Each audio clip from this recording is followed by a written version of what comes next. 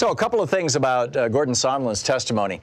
The Republicans are trying to punch holes in it, as it were, by saying that Donald Trump never once said to him, we're going to bribe the president of Ukraine, or I'm going to commit extortion against Ukraine, or I want a quid pro quo. In fact, Trump went out of his way to say, no quid pro quo. No, there's no quid pro quo.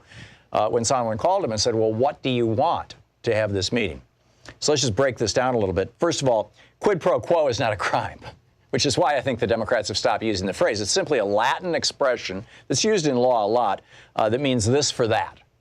In other words, I give you this, you give me that. It's very simple. Now, it becomes a crime when it's done in the context of something wrong. I mean, you know, if I hire somebody and I pay them to put a new driveway in my house, I'm paying them, they're putting in the driveway. That's a quid pro quo.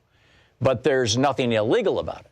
But if I hire the same guy to burn down my next door neighbor's house, and after he does, I pay him, that's a quid pro quo. But that's called arson, right? That's a crime.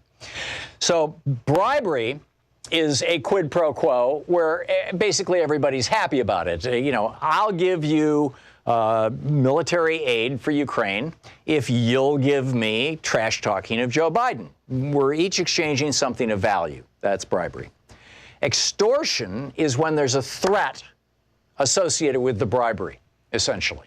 And I would say that Trump is guilty of both, because the threat that was implied was, you know, Trump saying, I'll let the Russians eat the eastern third of Ukraine if you don't trash talk Joe Biden. And that's a threat of violence. And so when you're getting something in exchange, when there's a quid pro quo involved and it involves a threat of violence, then it becomes not just bribery but extortion.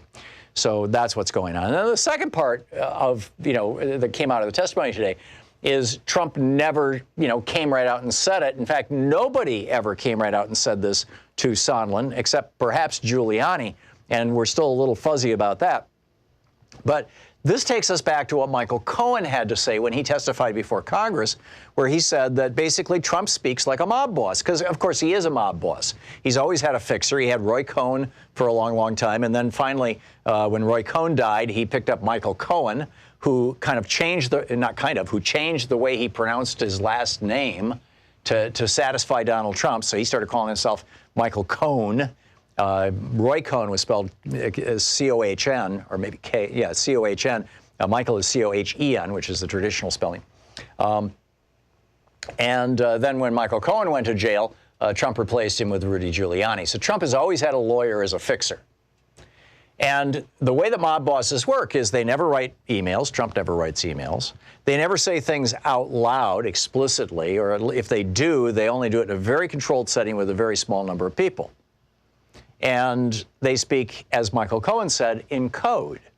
I mean, and this is nothing new, by the way. Shakespeare, and I think it was Hamlet, will no one rid me of this meddlesome priest, right? He wasn't saying, gee, it wasn't a rhetorical question. What he was saying is, somebody kill this guy.